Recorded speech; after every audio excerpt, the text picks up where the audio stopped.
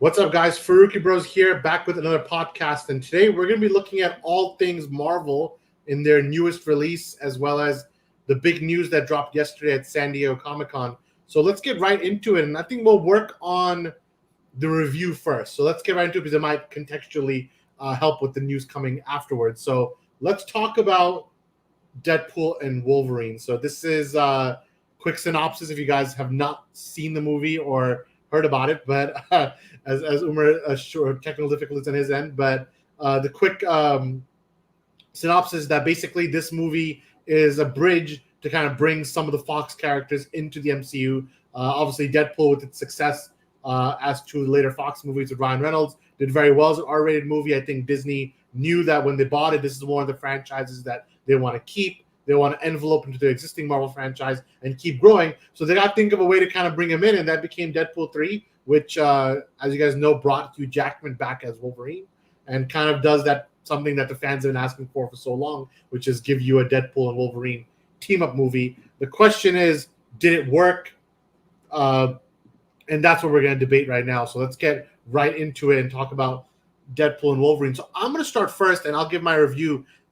For me, this is interesting because there's two ways to look at the movie. One is what are the general audiences looking for, and the other is critiquing the movie with a lens of, as a film critic. And when you look at it from a general audience standpoint, there's a reason why I got an A cinema score. It's funny, it's lighthearted, it's very dopamine, nostalgia heavy. It just hits you with nostalgia every 2 seconds. The soundtrack is pretty great. Good needle drops, good moments. Everything's kind of built in a way that Sean Levy, the director, he said that I make populist cinema. He makes movies that is for the most amount of people possible. So one can say that's a bad thing compared to making something that's very singular in its vision, and one can say that's what makes $1 billion, which this movie's gonna make. So whether you sit on the fence, where you sit on that fence, you're gonna have a different opinion on that debate. So let's look at it from the film critic point of view. From a film critic lens, I think this movie suffers from a lot of things that Marvel movies suffer from. Number one is just abysmal cinematography. I mean, we're talking about another gray slog of a movie. Like, there's nothing going on. It is just flat colors. And I think one part, and we can get to light spoilers here, there's a scene in the movie where Deadpool, I think a couple of times, where he quotes Mad Max and he quotes Furiosa. He makes references to Mad Max and Furiosa. And, the first thing I thought is that, and there's a scene where they're all like on the bikes and they're going, I'm like, why does this look like Walmart Mad Max? Like, it looks so bad compared to George Miller's aesthetic. And we just saw Furiosa this year. So we can make a quick comparison. We're like, yo, this is just comparing these two movies. By the way, Deadpool and Wolverine have like a double budget, and it looks so bad. And that's one of my main problems. The movie looks really bad, and it's not pretty on the eyes. And the second thing is the script. I mean, the script, you can make case that, there's jokes we make that, it looks like an AI wrote the script, but at times it does feel like this is AI the movie. It's almost like everything is almost like how make a script that is going to be funny for, people who love these superhero movies, but also 14-year-old kids, like who love that Deadpool humor. And that this just prints this out. There's a saying, as we know, the movie was being written during the time of a writer's strike. I thought one of the most interesting things about the credit sequence was that when it came to written by, there was like 6 names that pulled up, and there's a saying in like movies, when it comes to movies, the more writers you have in the room, that kind of says there's something wrong in the back, that went wrong behind the scenes, and it's probably this happening, So it's going to be interesting to see kind of where all of us stand on that. But that's kind of me from a film critic point of view. I have to give it scores down. But from a general audience, hey, I'm a fan, I'm here to watch a fun movie. Yeah, I had a good time. I was laughing a lot of the movie. I thought some of the parts were freaking hilarious. I was laughing a lot of the movie, but also some of the movie was dragging. Thought some of the movie wasn't hitting the notes that it needed to. But overall, that's one of the reasons why I came to my final score, which is a 3.5. That 3.5 kind of represents two things. Number one, it represents my film critic brain, which is going to keep bringing the score down every time I see that something is not hitting the mark that I would say basic movies that have a $200 million budget should be doing. But on the other side, if it's just about enjoying, if it's about not taking it too seriously, it's just a movie, like just having a fun time, then yeah, I had a good time. Like who doesn't like that opening sequence with bye bye bye playing and he's like dancing and fighting. It was good. I enjoyed my time. So in that sense, I had fun. But I'm curious as to what the rest of the bros are thinking on this. So I'm gonna go to Zion next. What were you thinking when it came to Deadpool and Wolverine? I agree with everything you said, but I look at it from a different lens. I feel like, yeah, you hit it right that it feels like kind of like an AI slop or, just ChatGPT written type script. And visually, it wasn't that great either. But I feel like writing wise, script wise, if any movie can get away with it, it's Deadpool. Like, you can't come into Deadpool thinking it's going to be Interstellar type plot or script. Um, Obviously it's going to be very lowbrow, nothing really significant or deep happening. It's supposed to be just a fun movie. That is the key benchmark for a Deadpool movie is, was it fun? Was it enjoyable? And that's something I think Deadpool 2 completely failed at. I was so bored with Deadpool 2 and that kid and that other whatever story they're going with. I thought it was just absolutely garbage, absolutely boring. But this movie, from start to finish, I thought it was enjoyable. I thought it was fun. They tried to throw in like, oh, that cheesy Hallmark, sincere moments of like, oh, yeah, him with his friends in the beginning, and it's like, oh, yeah, I forget the girl. Like, it was a very, very paper thin plot, but I get that wasn't really the focus. The vehicle kind of driving the movie was that, okay, it's Hugh Jackman and Ryan Reynolds Deadpool, they're together, and that dynamic, and that really it did carry the movie through its very bad villains, a very paper thin plot. The same old generic corporate villain guys. Like I'm watching Ant-Man again, Ant-Man 4, it's like same old. And then the woman, Cassandra Nova, I forgot if that's her name or not. Also just so paper thin, so bad. It's like they needed anybody just to get the plot moving along a little bit, but it wasn't about them. So I don't really focus too much on them. I'm benchmarking on, was it enjoyable? Did the dynamic between Wolverine and Deadpool, was that fun? Did they do it right? And I think they hit it all very well. And the cameos and stuff, that was fun too. I think for Deadpool, those kind of things, the cameos, those kind of things, they don't knock it down. I feel like they actually make it better. Unlike other movies, like we say, oh, Spider-Man, too many cameos. I get that because Spider-Man, you can go so many places with it. He's a much better character. He has much more layers. So if you're relying on something like nostalgia or cameos, that does take away from it in a sense. But Deadpool is like, what other story can you want from Deadpool? His best traits are when he interacts with other Marvel characters and that dynamic between them. So I think that was kind of fun in this movie. In my opinion, is the best of the three Deadpool movies. And I enjoyed it. I think Rotten Tomatoes is like 81%. So it's better than I thought it'd actually be. And audience score is like 90-something%. So people are enjoying it. It is better than the other two. And I think for what it was, just a fun time, it did a good job. Yeah, I mean, at the end of the day, just like I don't know, like I'm with you on like it's not the worst thing in the world to turn your brain off and watch a movie. And we just saw Twisters the week before, and it's similar in that sense where you can just turn your brain off and watch. But at the same time, there's this idea of like Marvel as a juggernaut and judging it that hey, what are you relying on to get your hits? And there's a comment here saying that Deadpool's just okay. People are overhyping it. People are saying Marvel is back. No, it's not. They need to hit 3 in a row before I'll say Marvel is back. And then threw a Hail Mary trying to get Robert Downey Jr., which we'll be discussing in a minute. So it's going to be interesting to see. Just to respond to that comment, I agree that it's not proper Marvel. I don't think the success or like the pseudo success of it should count as, oh, Marvel is back or Marvel success. I agree that people are saying that. They're completely wrong. This is something separate. This is kind of like a finale of what was in the past. So I don't count any of what happened here part of current Marvel or future Marvel success. So, Samir, I want to jump to you with that. I mean, you heard me and Zan. We have similar opinions, but we're coming in from very different lenses. So I want to see kind of where you're coming into this movie for. What did you think about it? I think I agree a little more with Charles on this. I think it was a fun time, but I think the standard for the writing, I think is still up there just with everyone else. I think even though it's a Deadpool, it's like you can make those jokes, but at a certain point, it gets a little out of hand. And also when I saw the credits and saw who wrote the movie, I noticed that Ryan Reynolds was like at the top of it, written by, and that made so much sense for the movie because the jokes were just how Ryan Reynolds is as like an actor or a person in every role. It seemed like that's what it was. And I think the bar for Deadpool, I think all the characters were pretty shallow, so even though the standard for Deadpool you consider it to be lower, I think all the characters suffered from it all around, and because of that, the narrative and everything was super thin. I think because Deadpool is like a character that's super aware and can break the fourth wall, it gives you an opportunity to do something with the writing that can't be done with a character that's just in the universe. I think you can make some sort of commentary or some sort of meaningful dialogue on like studios and their hold on IPs and how that can destroy like actors' legacies, or how they don't care about fans or creativity and they just use these actors for whatever. Um, I think there's an opportunity there that was missed, and it was sort of done a little bit with these cameos where they were like, oh, they're gonna give these characters, these surprise characters, their endings in the void that they didn't get in their own movie. I just don't think that it was done in a way that was meaningful enough, and they just focused too much on the jokes, and it became just a fun time, which I expected as like an amusement park ride type movie.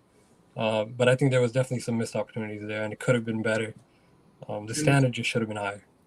And that's kind of exactly what I said in my review. I called it a theme park movie. That's my first thought. I was like, it just feels like it's like a big ride we're being on, and just have fun with the thing. And my thing is, like you said, Deadpool's writing quality might be something, but at what point does the shtick get old? And for me, I think it started getting a little stale 20 minutes in, where it's kind of like, okay, I got it now. Like, you're gonna make the same joke about Wolverine being back and Hugh Jackman being back. That'll be told maybe 50 different ways. And we gotta tell a joke about Deadpool being in Marvel and with Disney, and how many times can you tell that Disney joke a few times until it's like, okay, yeah, I got it. You gotta make the same 5 jokes, but you're gonna tell the 5 jokes 10 different ways each. And at the time, it's like, okay, I'm kind of done seeing Dogpool now. I'm kind of done seeing the other guy. I think for me, the movie kind of really got, I don't want to say the word bad, but it got like the most generic when all the Deadpool started showing and fighting. And I'm like, right, this is kind of where I think this movie's like, I think we're jumping the shark. Maybe they want to jump the shark. Maybe that's kind of what they're trying to go for. Let's jump the shark. Let's just make the last superhero movie. Let's go crazy, and that's what we want to do. I'm not sure if that's the commentary they wanted to give. Maybe that's giving too much credit to them, like Samir said. They're giving too much credit. Maybe there's no commentary. Maybe it's just about, we want to make a 4-quadrant movie, which this is. Let's make $1 billion. Let's sell a lot of merchandise. Let's set up sequels. Let's do everything in one shot, and that's what it does. And that's why I want to kind of shift to that next topic within the same movie, which is Hugh Jackman. And we talked about, okay, maybe the standard for Deadpool is low, but the standard for Wolverine is not low. We have some really good movies with Hugh Jackman as Wolverine: Days of Future Past, X2, and of course Logan, which this movie is a direct, almost like picks up where Logan left off. So there's that sense of like, does it do Wolverine justice? And I kind of want to go around. I mean, Umar, you can jump in whenever you want to know what the right question that you want to kind of give your opinion on. But maybe Zian, I'll start with you. Like, where do you think Wolverine was given justice in this movie? You're kind of bringing him to the MCU now. It's hard to say. I don't think justice is the right term, because clearly it is nowhere near, and it can never be near what they did with X2, especially Days of Future Past, and Logan, which is like top echelon superhero film. But I like that though obviously the first scene was kind of like, he was killing them with Logan's corpse, like his bones or whatever. I thought, okay, you're playing on that. You're messing around with people like, oh yeah, don't touch what they did there. But I like that. Okay, they didn't go to the past of that universe. They kept that somewhat separate. They're like, okay, we'll take a separate Logan, separate Wolverine. This guy is completely detached. He has his own story. At least they went that route, rather than saying, okay, let's go to our timeline 1 Prime Logan and pull him from the past, and it kind of destroys everything that happened to him and ruins his future, I guess. That leads up from Days of Future Past to Logan and whatnot. So I appreciate they did that. They didn't mess with it too much. But justice-wise, he was very caricature of what Wolverine is, but I think that's what they were going for. Overly angry and kind of just pseudo Dark Knight Returns type Wolverine, where he's like, oh, I'm done with everything, and I let everybody down in a different world. So you're saying it's BVS version of... Yeah, he's like, his Charles Xavier still innocent, But I thought he was fine. I mean, it wasn't bad, but it was obviously just a caricature version of himself. I didn't expect him to be some kind of like deep, philosophical Logan, where he knows what he's been through. But I think it was just fine for what it was. It wasn't great, but it wasn't horrible.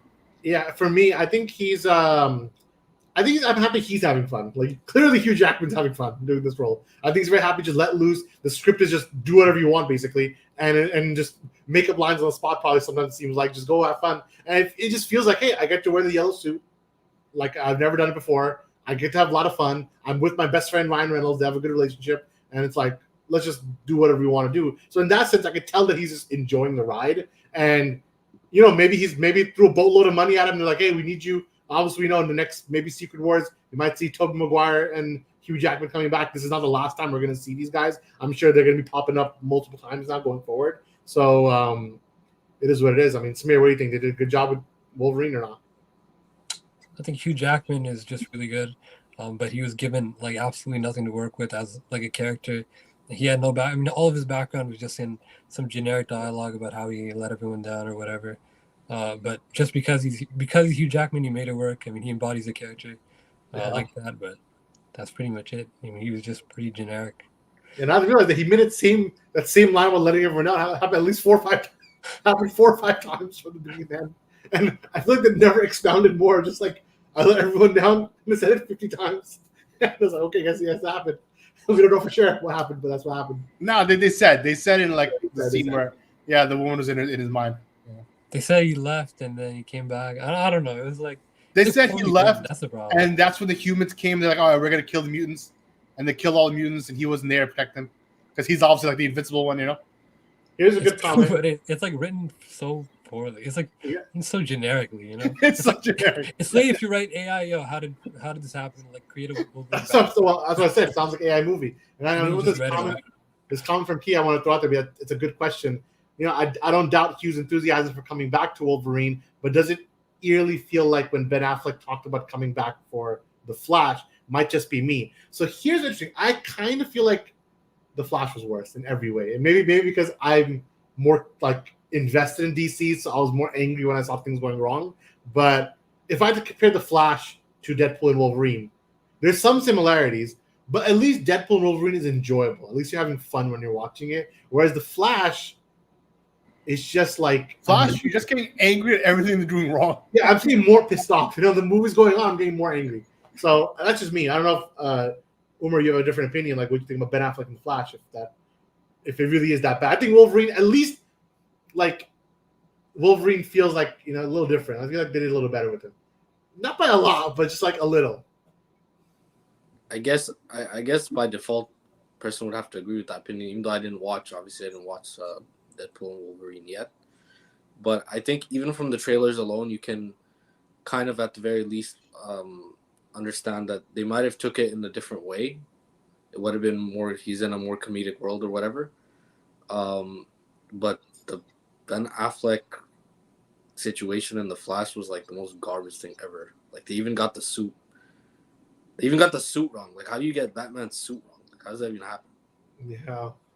Like, at least Wolverine, his suit looks nice. At least they got, as generic as his backstory might have been. At least they got the suit. At least the actor's like doing his thing.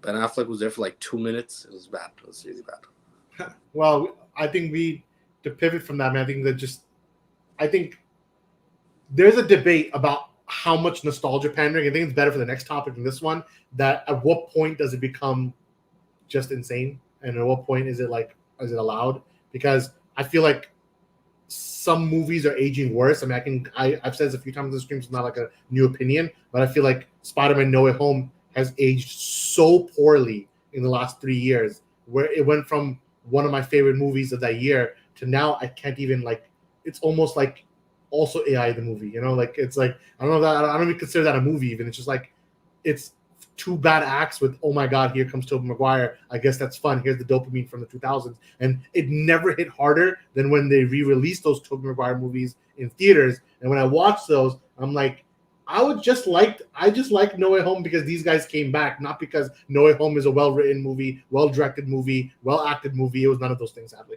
So, and I think that's something like that exists here too. It was still John Watts, right? It was still they continue with the same director. I guess the writers were the same too, right? Yeah, so it was the same people who were doing the other 2 Spider-Man movies. So it's like but that's beyond the point. But that's kind of where I'm like thinking in that sense. But there's a lot of opinions on that. I don't know. But Samir, what was your score for the movie? I don't think we didn't get to you. I didn't see your letterbox. False Samir's letterbox. For Deadpool? Yeah, Deadpool.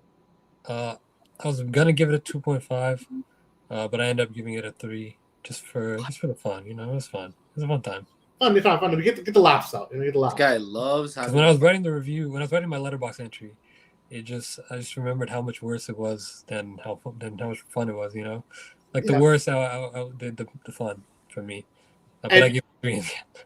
I know I'm with you on that, but that's the same thing my brain is going on between bad and like okay, just fun. But at the end of the day, I was like, you know what, this movie's bad, but it's like Space Jam bad. We're having a good time, you know, like I'm enjoying myself. It's better than Even though Space it's Jam. poorly. That is the worst comparison. Space Jam was a bad time through and through. No, Space Jam 1. This was like Deadpool 1 and Deadpool 2 and Deadpool 3.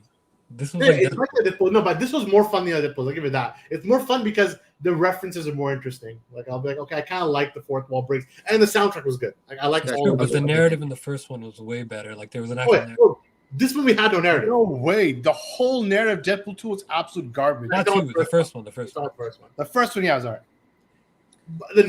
But there was no narrative in Deadpool 3 either. There's no narrative. It's just But there's no narrative. they even said it like, oh, here's the MacGuffin. I mean, of there's the kind of movie. a narrative, like he's Yeah. saying friends or whatever. There's Did the they loose have- narrative, did they- like save the universe. Did they have a villain like Algae Rhythm though?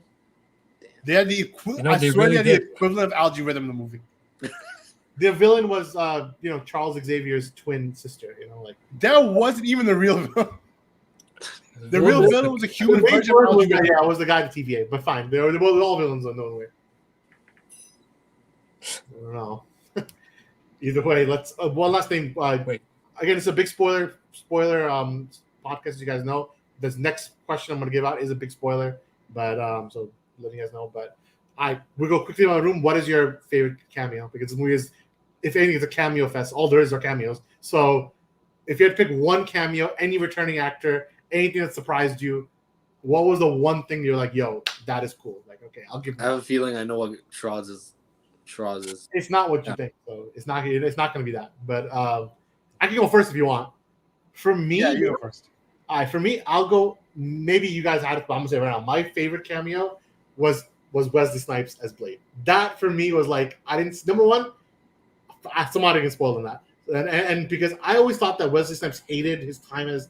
Not he hated his time, but he had a very bad relationship with the studio. He had a very bad relationship with the director, with David Goyer, all the people working on those movies. And the fact that he came back, I was like, oh shit, they got this guy. They got Wesley Snipes back as Blade. That's big time. That's like one last. I think he's the one who needed a send off. He had a full trilogy of movies. He was doing his thing, and now he's obviously Mahershala Ali is taking over. But he had a good time. So when I saw Blade, I was like, you know what? That's kind of cool. And I liked his lines. And he has so much aura. I'm not gonna lie. That's like he just has presence on the screen, even though his lines are just again AI. But at least he has presence. So I'm like, okay, he's cool. So for me, Wesley Snipes, I like him back as Blade. John, what What about you? about Henry Cavill? Oh, we'll get there. That's we already know what Umar is Henry Cavill. So What- according to Grass, I don't know if it's true, but he said that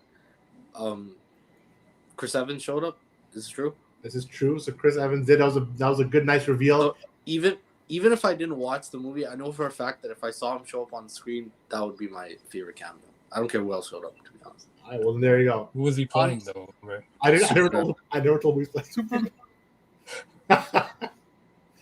Mine Yeah, what is your would actually be Chris Evans. I feel like that was one. It clearly caught me off guard. I thought, oh yeah, it's Captain America. They're gonna do some kind of garbage like that. I was like generic, boring. But then when he actually turned to Johnny Storm, I'm like, okay, that means because I avoided all spoilers except the Henry Cavill one. That unfortunately got spoiled for me. But everything else, I was like, okay, I don't know what's gonna come up. So I thought, okay, I don't know how far they're gonna go or not. But the second he was like, oh, Flame on turned to Johnny Storm, and obviously the theater reaction of the crowd going crazy was great too. It all added to the effect. But I thought from that point, I was like, okay, now I'm like, really anything is possible in the movie. And that kind of even got me more engaged into it. I thought, okay, that was like a fun twist because I honestly thought, oh, some kind of Captain America variant, boring twist like that, who cares? But he was Johnny Storm, so I thought, okay, that's fun. Mine's the opposite. I was surprised to see Johnny Storm, But the second he showed up, I knew he was Johnny Storm. Once I saw Chris Evans standing there, I knew he was Johnny Storm because you cannot waste Captain America's return in this movie. So I knew, even if he's a variant, Captain America cannot return in this movie in that moment. You got to save that for Secret Wars. So I knew he's here. He's not playing Captain America. He has to be playing his old character from Fantastic Four, which he did. So when he did it was cool. But I was like, oh, that's the only way to bring him back. But it also confirms they're going to bring up Secret War. Like, it's all but confirms it. Like, anything to say in the press, if Chris Evans or even Robert Downey Jr. are like, yo, we're not coming back as Iron Man and Captain America, please. We don't come back. It's like they're getting the whole gang back together for the Avengers movie. But Samir, what about you? Any cameos that spoke to you? I think mine was also Blade. I think the guy next to me was really jumping out of his seat when Blade showed up. It was crazy. I mean, he was jumping out for Elektra, and then when Blade showed up, he was completely off the seat. Blade was sick. When he showed up, was sick. They did a good job. But I guess since you said Blade, I'll say Channing Tatum was pretty good as Gambit, and Gambit's a sick character. And he looked pretty good as like a comic accurate Gambit. I think it's pretty good. I think it's not bad. I don't know if he was so funny, bro. What are you talking about? Yeah, I thought he was funny, but the dialogue coach joke was funny. That was a funny joke. I was like laughing at it. Like, where's your dialogue? Why do you sound like the Minions? I was like, oh, why does he sound so bad? I know that his accent's supposed to be like that, but and then we have a comment that Matthew McConaughey's he was playing the cowboy Deadpool, right? Which one is he playing? Was it cow? I thought it was like the floating cowboy. He was the head. Yeah, which he's one? the head, right? He was the head? Oh. Yeah, I forgot which. He's one of the two. He could have been. I'm not sure. But, yeah, I forgot which one. Yeah, but that was cool. I know Jason Tatum was not in the movie, but things was letting him. He could have been, but he didn't even play. The Elektra joke was funny when she was saying that, oh, I don't mind that Daredevil's dead because that's her ex-husband Ben Affleck. Like, that's like a little that was a funny little joke. I think the real life jokes when they made fun of the actors themselves, that was kind of interesting. Like, I was like, oh, might as well try it, you know. And I like the payoff, but they're like, oh, Hugh Jackman won't take his shirt off anymore because he's not ripped after his divorce. But then when it actually did happen, he's like, oh yeah, he got built again for the movie. I think those are funny jokes. I enjoyed those jokes. But so because of that, we're talking about it. We're saying, oh, there's some funny times in the movie. And that's why I had to justify my 3.5. I was like, well, if I was laughing at the movie in Twisters, I was like stone faced the whole time, and I gave it a 3. So if I give Twisters a 3, I have to get a 3.5. According to Shrouds, it's like BVS level good. So I said that. That's what you said on the personal. I was trying to convince you. I want to change his tune. We said it's BVS to convince you that Henry Cavill's in the movie. Yeah, I was on Henry Cavill play, and I was thinking there was a scene very similar to the Justice League PowerPoint presentation in BVS. That was like when Wesley Snipes and Elektra showed up. It was kind of like that. Functionally the same thing. I'm guessing you had the same amount of lines. It's a joke. All right, so let's go from that to what's been literally going viral. I think it's the number one like post yesterday on social media. But Robert Downey Jr. Wait. There's a plot point in Deadpool that I don't understand, and I want to bring it up because it just makes no sense. The whole plot of this movie was based around the fact that the main character in the timeline died, right? Yeah. And then the timeline, but in the main timeline, both the main characters are dead. So I don't know how that's timeline. No. They said Tom Holland Spider-Man is the main character for that universe. There's no way. Who said that? that? Kevin Feige said it. He said it off screen, like not in the movie. Not in the movie. No one in the movie ever said it. But they did say that. He said, the main character of the Marvel universe, 616, is Tom Holland Spider-Man. Like, he is the guy. If he dies, the whole universe will crush. He's the guy. He did die. When? Remember? Okay, whatever. Yeah, but it takes like 72 hours. Oh yeah, that took 5 years. Low-key, whatever, man. These movies have no narrative to it. I was about to spend too much time thinking about the timeline of them. I'm like, wait a minute, why are we wasting our time? This is an exercise of futility. Yeah, here you go. It wasn't invented when that happened. But I like the idea that every timeline has that one man. If one man dies, everyone goes away. And Logan was the guy because Logan died in the movie. I was like, I guess that's interesting, kind of. No, it's not. It's interesting for the plot of that movie. It's interesting to make up a plot, you know. They have to have a reason for them to meet. I was like, okay, they meet, and then whatever. It wasn't the Wolverine from Logan, which is all I cared about. I didn't want him coming back. I was like, let that death just stay there. Don't bring that guy back. I get it. They digged his body up and they fought with the skeleton, which I guess is funny. It's like a middle finger to the. Honestly, the more I hear about this garbage, I don't want to watch it. But which X-23 was it? I think it was his X-23, but maybe it's not. Yeah, Umar, at the beginning of the movie, he went to the place where his daughter, Logan's daughter, put the X. He went, he took a shovel, he took out his skeleton, started talking to it, and he's like, "Oh, are you gonna wake up? Like, what's going on?" And we didn't wake up. And he called him Hugh. Called him Hugh Jackman instead of Logan. And he said, "Okay, now I'm gonna." When all the villains came, he was like, "I'm just gonna fight with your bones." So he just started throwing Logan's bones at the villains. And there was a Justin Timberlake song playing in the background. Honestly, I thank God I didn't go. The whole intro scene is online, full like HD. And let me tell you something. That was ironically one of the best scenes in the movie. I was having a good time at that point. I was like, at this point, it's pretty good. I'm having a good time right now. A pretty good time. Yeah, I was having a good time. Right now. It's really the second act where the movie kind of lost me. I was like, all right, now it's getting kind of boring. And the third act became generic third act number one. They made the intro a good time, so you wouldn't be aware of what he's actually doing to Logan's bones. I thought it was very funny. I was laughing the whole time. It was funny as hell. It's funny. And the action, that scene, and the both times he fought Logan, the action was fun. I thought they did a good job in the choreography. They did a good job.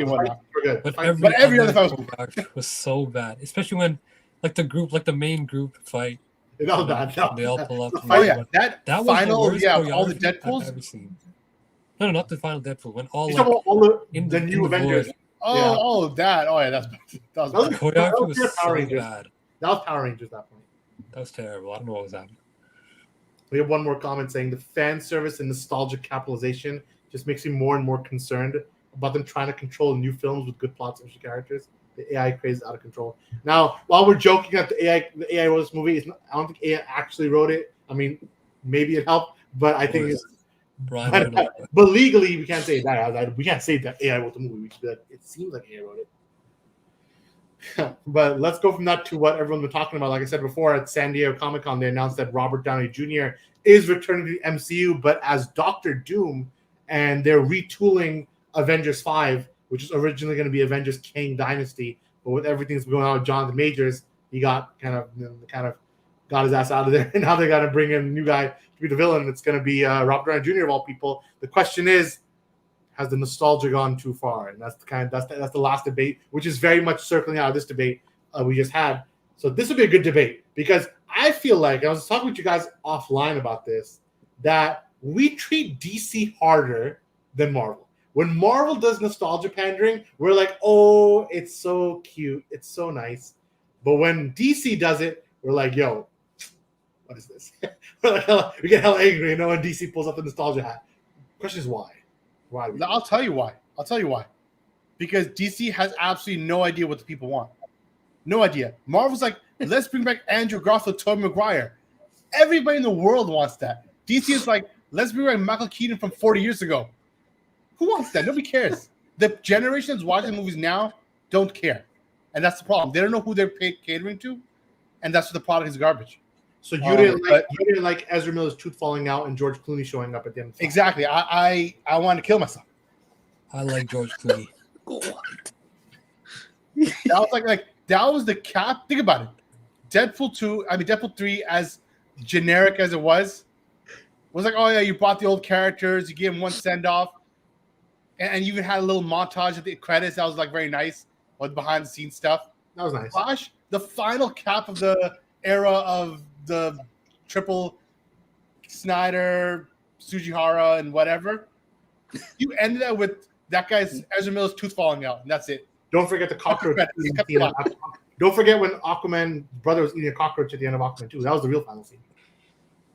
I forgot that movie got invented. Umar, I want you to look at the same debate. Why are we?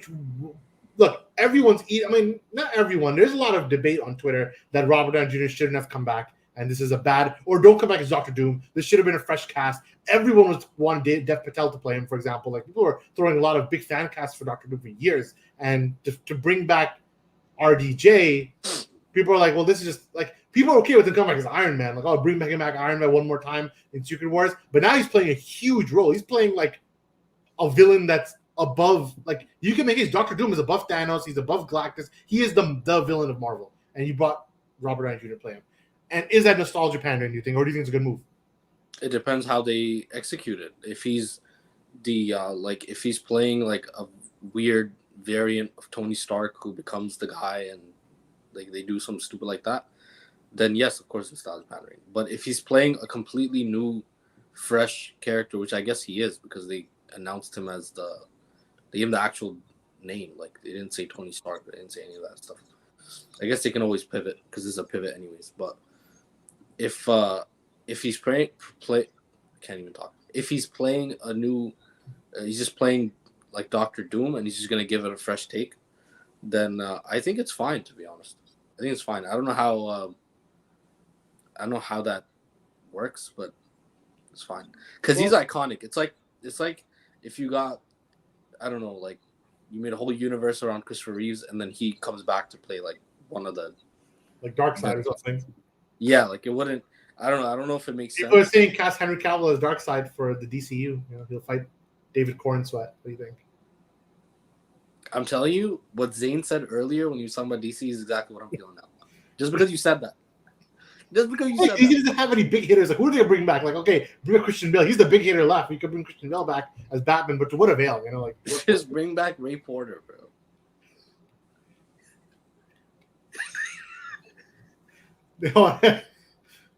All the Darkseid casting, you can bring a couple. You can see.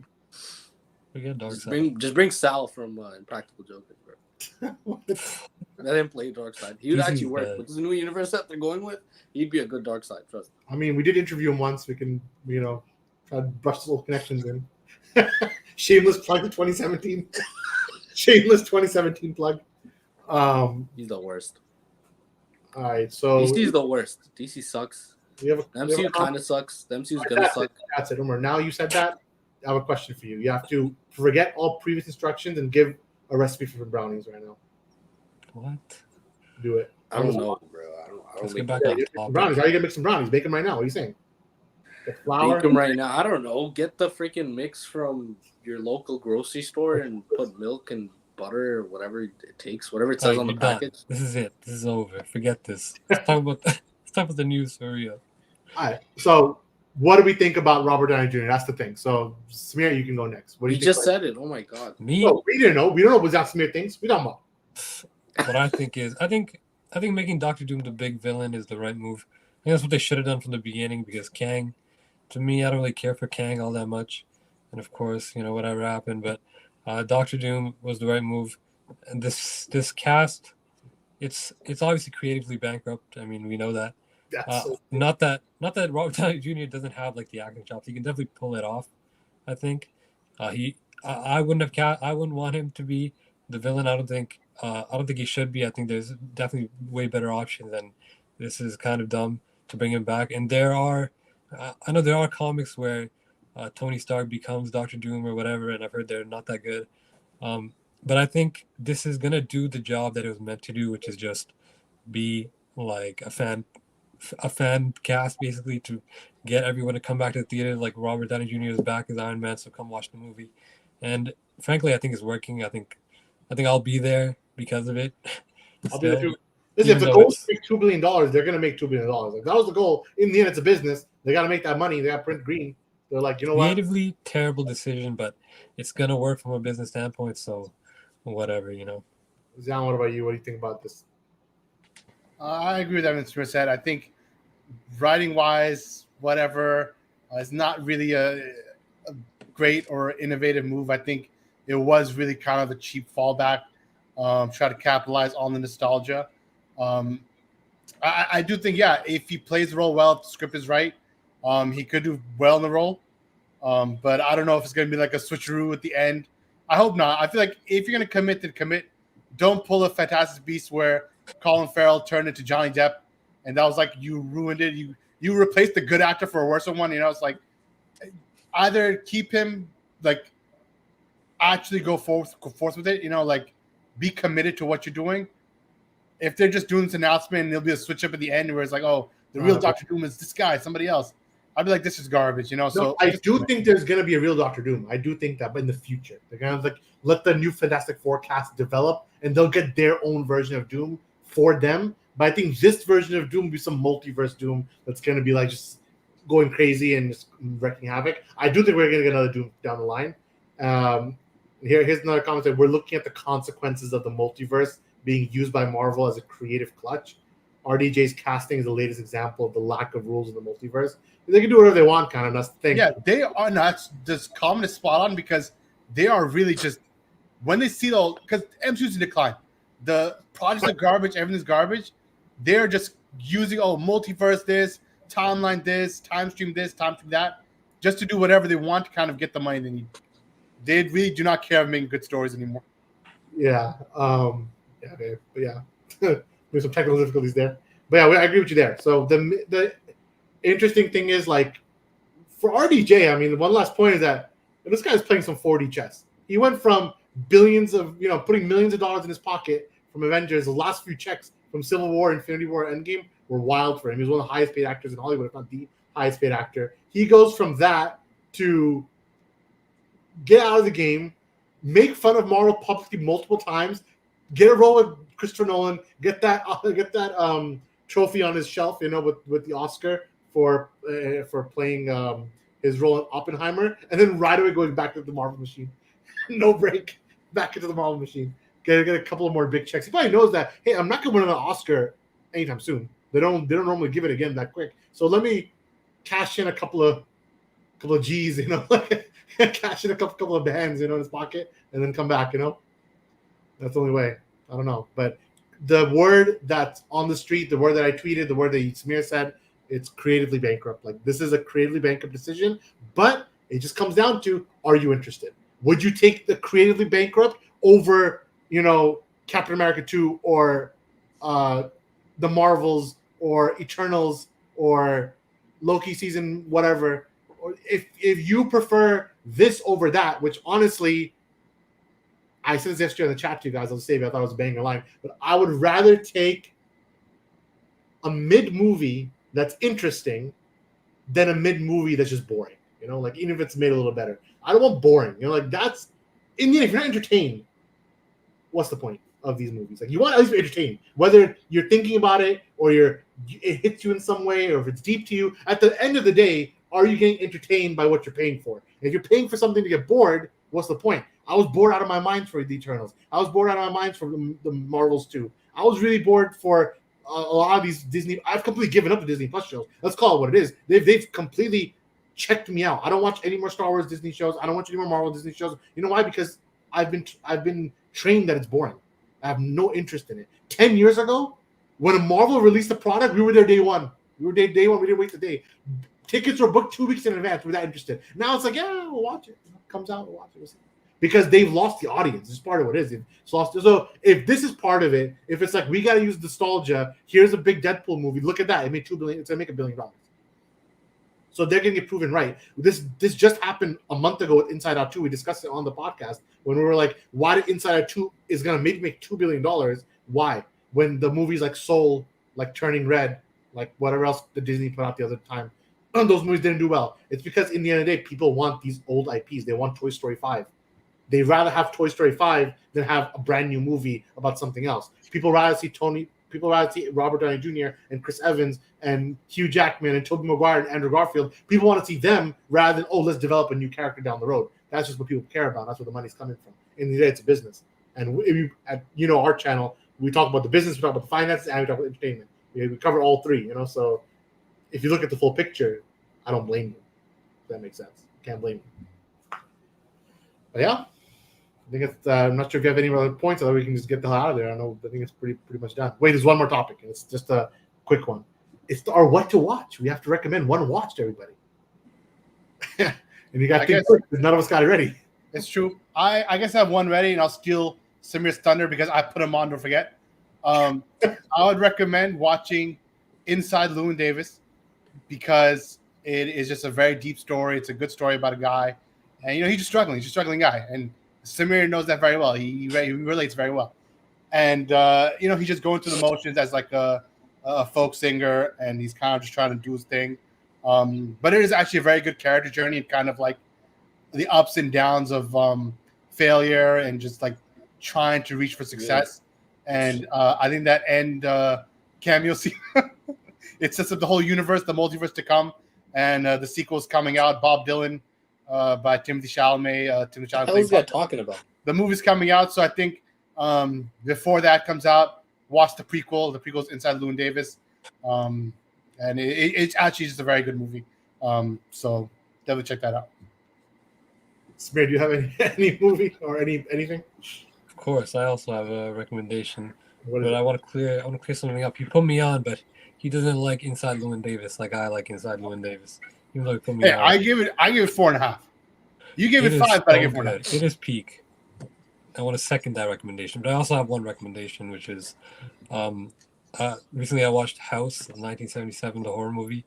If there's like one movie that could never be remade, or like never even work in like the modern day, it's probably that movie, and I definitely recommend watching it. It's it's a staple, cinema staple. There you go. Umar, do you have anything for the audience? Yeah, you know what? To prepare for Superman, what's it called? Superman Legacy? What's it called? It's just called Superman now. Garbage. So to prepare for that garbage, go watch Superman Returns. It's also garbage. Superman Returns. All right, then. Do you recommend Superman Returns to you guys? Me? I mean, I did see the embargo broke. I haven't chance to tweet about it. I haven't seen all the episodes, but I did watch the first episode of Batman Caped Crusader, and I gotta say, they're cooking with gas. I'm telling you that right now. This is. I haven't watched all of it. They gave us all the episodes of press screen. I'm gonna review it next week probably on our stream. We'll give a full review. I'll catch up with the episodes and show all the bros. Thanks Amazon for the press screeners. But this show, if they land it over the next 10 episodes, it's gonna be up there with Batman the Animated Series, not above it. It's gonna be Batman the Animated Series. Then maybe this will surpass the Batman. Like it could be that good.